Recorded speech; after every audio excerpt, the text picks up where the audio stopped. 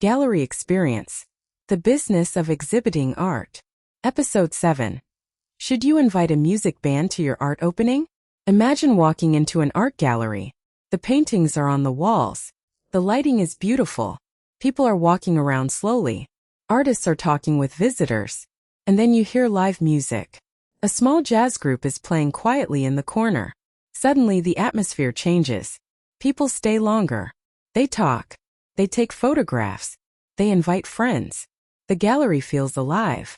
But should every art opening have live music? Not necessarily. The important question is not whether music is good. The question is whether the music helps the art exhibition. When used thoughtfully, music can bring another audience into the gallery. A musician has friends, fans, family, followers, other musicians, people from the local music community. If you invite a musician to perform at your opening, some of those people may come because they want to hear the music. And while they are there, they may discover your art. This creates something very interesting. Two creative communities meet in one place. Visual artists meet musicians. Musicians meet artists. Their audiences meet each other. And new relationships can develop.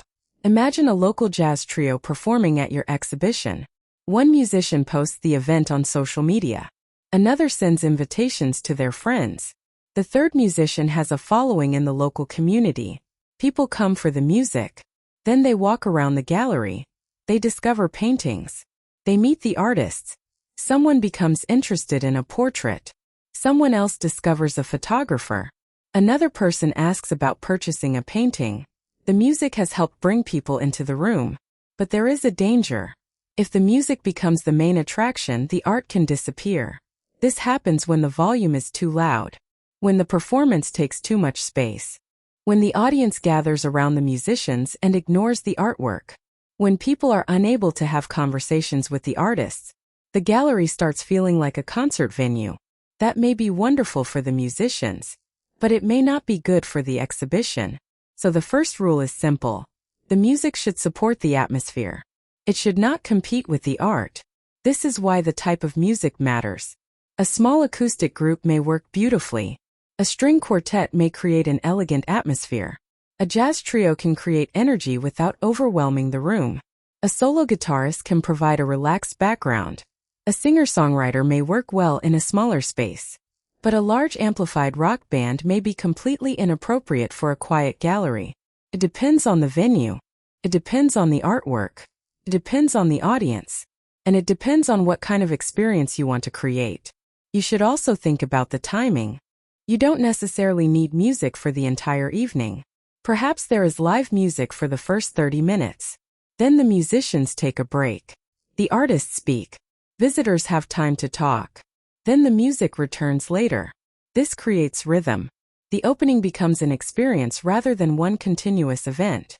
And remember something important. People come to an art opening for different reasons. Some come to see the artwork. Some come to support a friend. Some come because they love music. Some come to meet people. Some come because they are curious. Some come because they may want to buy. A good event can accommodate several of these motivations. Now let's think about the musician. Don't simply choose a band because they are popular. Choose musicians who fit the exhibition. If your exhibition is calm and contemplative, extremely loud music may work against it. If your exhibition is energetic and contemporary, a lively performance may work beautifully. Think about the emotional relationship. The art creates one atmosphere. The music should complement it. There is also another possibility. What if the musician is an artist too? Perhaps you have a painter who is also a musician, or a photographer who performs music, or a sculptor who writes songs. Now the connection becomes even more interesting. You can create an exhibition around multiple forms of creativity. Visual art, music, poetry, film, dance, performance. The gallery becomes a place where different forms of expression meet. This can attract a much wider audience. But there is another practical issue. Payment. Artists sometimes assume that musicians will perform for free because it is an art opening. That isn't always fair. Musicians spend time rehearsing. They travel. They bring equipment. They perform. If you want professional musicians, consider their needs. If you don't have a budget, be honest. Perhaps a local musician genuinely wants the exposure. Perhaps they are a friend. Perhaps they want to collaborate. That's fine. But don't assume that creative work has no value simply because it is being performed at an art exhibition. Respect the musician's work. And if you can pay them fairly. Another idea is sponsorship. Perhaps a local business sponsors the music. A restaurant. A music store. Community organization. A local company. They might help cover the musician's fee in exchange for recognition at the event. Now you have created another connection. The business gets visibility. The musicians get paid. The gallery gets an event. The artists get an audience. Everyone benefits. You can also collaborate with local music schools. A small student ensemble might perform. This can bring parents, teachers, and friends into the exhibition. Again, a new audience discovers the artwork. The key is to make sure the performance is appropriate for the event and the venue. Now imagine something even more ambitious. A group exhibition with 10 visual artists and 3 musicians. Each artist invites their audience. Each musician invites theirs. The gallery promotes the event. A local business sponsors refreshments. A community organization helps spread the word. Now you are no longer relying on one artist's audience. You have created a network. And this is one of the most powerful ideas in arts marketing.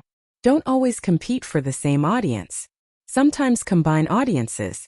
A photographer's followers may discover a painter. A painter's followers may discover a musician. A musician's followers may discover a sculptor. A local business's customers may discover the entire exhibition. Everybody's world becomes slightly larger. Now let's talk about photographs and video. If you have live music at your opening, capture the event. Photograph the musicians. Photograph the audience. Photograph the artists talking with visitors. Photograph people looking at the paintings. Create short video clips.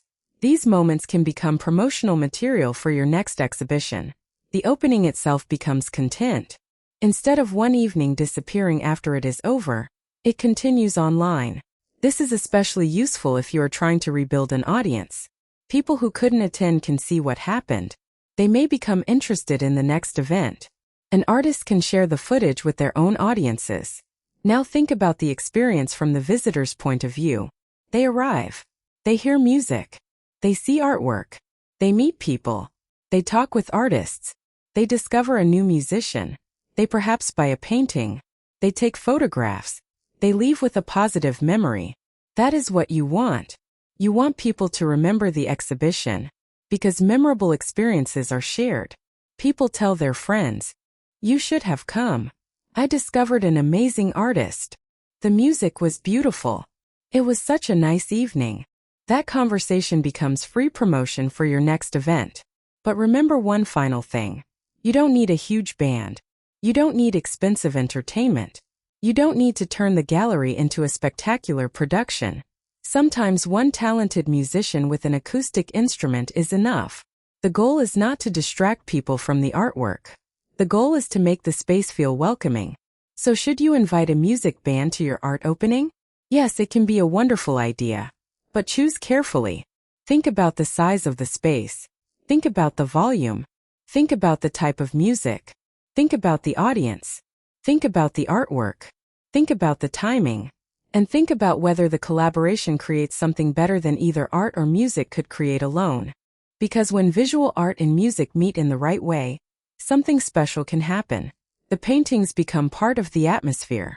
The music becomes part of the memory. The audience becomes part of the experience. And the opening becomes more than an event. It becomes a meeting place for creative communities.